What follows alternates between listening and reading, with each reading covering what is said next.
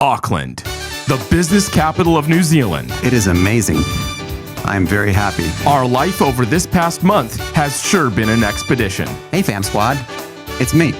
Discovering everything this incredible city has to offer. We went down to the city harbor where we saw a bunch of tax breaks, along with a sculpture that an artist definitely got an advancement on. A better sculpture that would entertain a toddler for hours. A bridge with such fragile structural integrity that it broke in half. We climbed up a mountain that your mother sat on and made a peanut butter and jelly sandwich. But there's so much more to cover. This is the Elliott Confidential Podcast. Hey there, everyone. Welcome to the Elliott Confidential Podcast. I am Christopher Elliott, and I'm here with the boys, Aaron and Aiden. How are you boys doing? Pretty good. Awesome. It's Auckland, New Zealand, far away from everything and in the middle of summertime. It's been a while since we've been here, guys, right? Yeah. Auckland is really hasn't changed that much, but in some ways it's changed quite a bit. Well, we're going to get into that. There's a lot of changes upcoming for us to tell you about. Yeah. We went on a hike up to Mount Eden, and it was pretty swell. Auckland is just right there, and there are all these mountains, like little mini mountains, right, Aaron? Hills. Yeah. Yeah, and they're bowls. I think that the reason that the people who are native to this area said that the caldera was a holy place, sacred, is because they didn't want their kids playing around. Yeah. That's most likely. The kids can get trapped at the bottom of that and die. Oh, they also hold a lot of their food there. So if you were a giant, you could, eat out of it like a regular bowl. The Auckland Docklands, they were pretty vibrant. We were there during the holidays. We are at the Docklands in Auckland. We're walking around and seeing what's changed since the last time we were here. What has changed, Aaron? From what I can tell, absolutely nothing.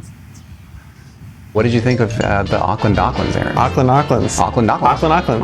Yeah, the Auckland Docklands are fun. I love walking down there. There's always something to do. There's good shopping. Here you can find lots of luxury mega yachts, tons of tourists, and everyone's on their lunch break. It's a really cool vibe here. And they have a sailing Grand Prix over there as well. In fact, right about now is when the sailing Grand Prix is starting, and it's a pretty big deal. The weather is really the best part of being in Auckland because at this time of year, around the holidays, it's late spring, early summer. So there's still a little bit of a chill in the air, but it's starting to get to be summer. You've got all the blossoms. There's a lot of jits running around that place. They get on the scooters that are kind of annoying. Oh, yeah. Yeah, you see those kids all the time blasting music out of their speakers, but that kind of gives the place character.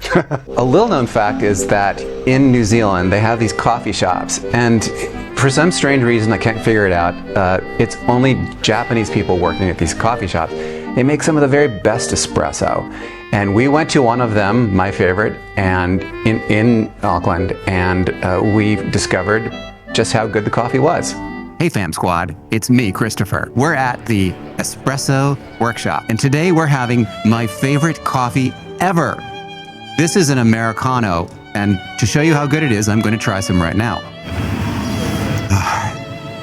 It smells like old leather. Vanilla. So delicious. I can't get enough of this. It's so good. These beans have been carefully slow roasted. Yummy. Did you know that studies show a correlation between enjoying bitter flavors and having psychopathy? What are you talking about?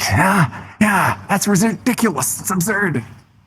The funny part about that is that wasn't acting there. That's just how he is off camera. Interesting fact is I've gotten off of flights from Doha to Auckland, which is an almost 18-hour flight. And the first thing that I do when I get into town is I go to the Espresso Workshop. And then to Amano.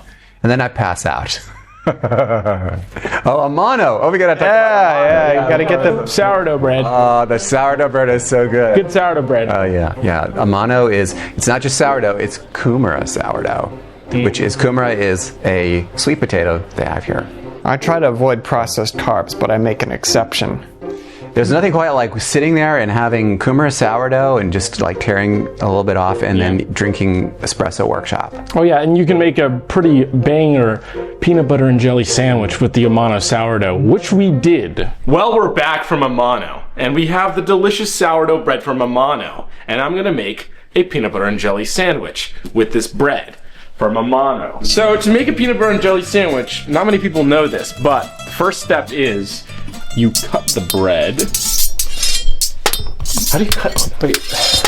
Oh, so the next step is that not many people know. I take the pieces of bread and I put them in a toaster. Anyway, when the toast is toasting, just have fun conversations with your family. Oh, it's done. And this is my next step. Not many people know this. This jelly brand is specific to New Zealand, and it's scrumdiddlyumptious. It's the only jelly brand that I've had that has been scrumdiddlyumptious. Most of them are just scrumptious. So you take your peanut butter and your bread. Now, it is so rare for anybody to know what the hell they're doing. In Japan, they have a word for this sort of drizzling. They call it bukkake. Bukkake. So I'm right now bukkakeing this slice of bread. And I'd say that's a good amount of peanut butter on the sandwich. There you go. There's your peanut butter and jelly sandwich. I don't mind if I do. It's good. It's so good. It's good. It's good. That's pretty good. You're just gonna eat the whole thing. Yeah, I did eat the whole thing on camera. Now, the last step is cleaning up. We made a little bit of a mess here. I violated that sandwich. So I gotta clean up all this mess. Now, this one's actually true. Not many people know about this, including my dad. The crunchy one is the best. The crunchy one is also pretty good. But I like my peanut butter smooth. So Crunchy. Interpersonal conflict. it's okay. It's okay. We don't need to get into this. Even though the train system in Auckland is all but closed, when we had access to the trains, we enjoyed their tap-to-pay system, which they implemented not too long ago. And it made the train probably the most convenient train system we have ever had the pleasure of using internationally. Now, can you explain what tap to pay is? So tap-to-pay, you bring your credit card out and you use it and you go on the train. It's that easy, folks. In fact, while we were on the train, we couldn't help but discuss how easy it was to hop on. Hey, I really like the tap-to-pay system. What did you think, Aaron? That was really nice. I like the fact that I can just enter any train that I want, whenever I want. It was highly convenient, and I enjoyed using it very much. Yeah, like in a lot of parts of Europe, you have to actually get a ticket from a machine, and then you have to go into the train, and you have to stamp it still. It is amazing. I'm very happy. But at the end of our time here, it closed. And it's not going to be reopening for quite a while. So But you can still get on the bus. you can get on the bus, but for the trains, you're going to have to wait. Last week's question was, what is your favorite island destination? Do you guys have a favorite island? I'm going to have to say Taiwan. Oh yeah. Yeah, Taiwan? I like I Taiwan. say Okinawa. That's a controversial choice. Taiwan is good. They got good tea. They produce that high mountain tea. Yeah. God, I can't get enough of that high mountain tea. My favorite island is Oahu. The Big Island's my favorite. Honestly, there's so much to do. Really diverse. They had that outdoor shopping mall. Ala Moana. You guys remember that? We love Ala Moana, and they have the Japanese grocery store in the basement. Oh, that's such a nice one. Yeah. I love that. How many Starbucks do they have in the Oh yeah, they have a bunch. I remember we walked into one of the mochi stores, and they were like, "What are you doing here? You're white." Yeah, you should. It's Out. only Asian people in there. Yeah. It's crazy. Sam said, my favorite island is the South Island of New Zealand. Glaciers, rainforest, fjords, waterfalls, turquoise lakes, vibrant green hills, superb hiking, the list goes on and on.